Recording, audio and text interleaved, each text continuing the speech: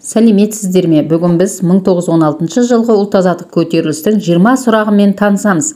1914-18 жылы Ресей үшін Қазақстан шикізат көзі ретінде рөлі осы оқиғаға байланысты күшейді. Бірінші дүниежүзілік соғыс. Бәсекелес әскери-саяси блоктар үштік одақ пен антанта тартысы әкеліп соқтырды. Бірінші дүниежүзілік соғысқа қанша мемлекет қатысты? 38 мемлекет. Қазақ газетінде басылған тағы соғыс мақаласының авторы Әлихан Бөкейханов.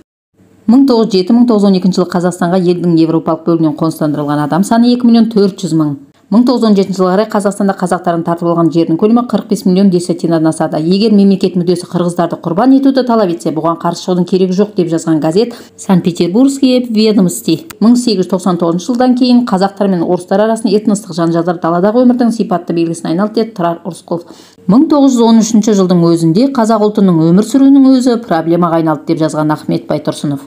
1916 жылы оқиғалар қарсаңында Қазақстанда енгізілген салық түрі әр үйден алынатын соғыс салығы. Патшаның бұраната халықтарды тыл жұмысына алу жөніндегі жарлығы шыққан жыл 1916 жыл. 1916 жыл 19-43 жас аралығында қара жұмысқа алу туралы жарлық шықты.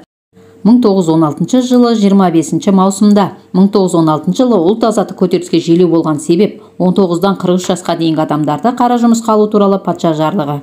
1916 жылғы 25 маусымда патша жарлығы бойынша қара жұмысқа Түркістан мен дала өлкесінен қанша адам алу көзделді? 500.000. 1916 жылы патша жарлығына байланысты жұрт сеңдей соғылды.